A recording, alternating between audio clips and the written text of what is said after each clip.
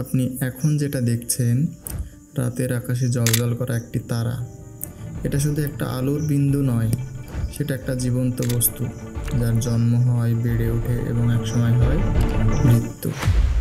কিন্তু তার মৃত্যু কোনো নীরব ঘটনা নয়, বরং সেটা হতে পারে মহাবিশ্বের সবচেয়ে শক্তিশালী বিস্ফোরণগুলোর একটি। আজকে আমরা জানব কিভাবে একটি তারার জীবন শুরু হয়, সে কিভাবে ধীরে ধীরে পরিবর্তিত হয় এবং শেষ পর্যন্ত সে কিভাবে মারা যায়। চলুন যাত্রা শুরু করি এক তারার জন্ম থেকে মৃত্যু পর্যন্ত। প্রতিটি তারারই জন্ম হয় এক ধরনের মহাজাগতিক মেঘ থেকে, যাকে বলা হয় নেবুলা। এই নেবুলাগুলো গ্যাস এবং ধূলিকণায় পরিপূর্ণ।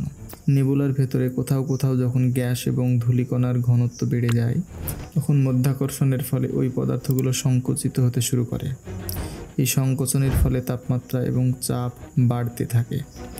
যখন কেন্দ্রের তাপমাত্রা প্রায় 10 মিলিয়ন ডিগ্রি সেলসিয়াসে পৌঁছায়, তখন শুরু হয় একটি অদ্ভুত এবং অবিশ্বাস্য প্রক্রিয়া, নিউক্লিয়ার ফিউশন। নিউক্লিয়ার ফিউশনের মাধ্যমে হাইড্রোজেন পরমাণু একত্রিত হয়ে হিলিয়ামে রূপান্তরিত হয়। এই রিয়াকশনের ফলে প্রচুর শক্তি উৎপন্ন হয়, যা আমরা পৃথিবী থেকে তারা হিসেবে দেখি।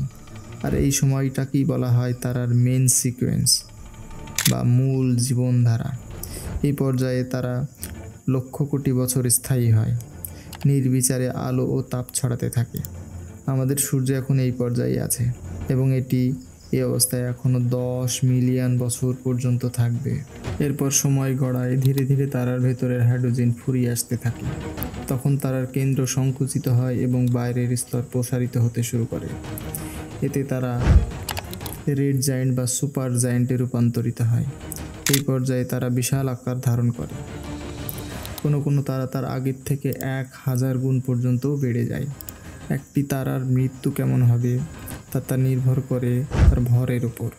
তার আগে আমরা জেনে আসি সুপারনোভা জিনিসটা কি। সুপারনোভা কথাটা শুনলেই মনে হয় যেন একটি তীব্র আলো আর বিস্ফোরণের শব্দ।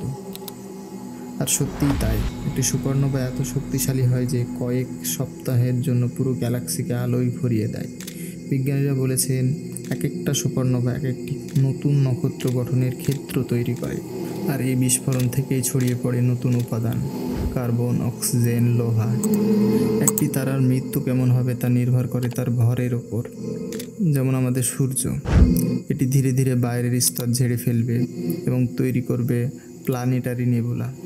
আর কেন্দ্রবিন্দুতে রয়ে যাবে একটি ছোট্ট white drop. White drop lakh lakh বছর পর ঠান্ডা হয়ে ব্ল্যাক ড্রপে পরিণত হবে। তবে বিশাল ভরের তারা একেবারে অন্যভাবে মারা যায়। এদের ক্ষেত্রে নিউক্লিয়ার ফিউশন হাইড্রোজেন লিথিয়াম করতে করতে আয়রন পর্যন্ত চলে যায়। কিন্তু আয়রনের পর ফিউশনের কোনো শক্তি উৎপন্ন হয় না। তখন ভেতরের চাপ ভার বহন না করতে পেরে তারা নিজের ওজনেই ধসে পড়ে এবং ঘটে মহাজাগতিক বিস্ফোরণ, সুপারনোভা। এই বিস্ফোরণে তারা তার বাইরের স্তর ছড়িয়ে দেয় মহাশূন্যে। আর কেন্দ্রীয় অংশে তৈরি হয় নিউট্রন স্টার কিংবা ব্ল্যাক হোল। এটাই হলো সবচেয়ে চমকপ্রদ এবং ভয়ঙ্কর তারার মৃত্যু। একটি নিউট্রন স্টার মানে পুরো সূর্যের ভরকে যদি আপনি ঢুকিয়ে দেন মাত্র একটি শহরের সমান জায়গায়, যেখানে সমস্ত পরমাণু ভেঙে পড়ে, ইলেকট্রন প্রোটন মিলে তৈরি হয় নিউট্রন। তার নামই হয় নিউট্রন স্টার।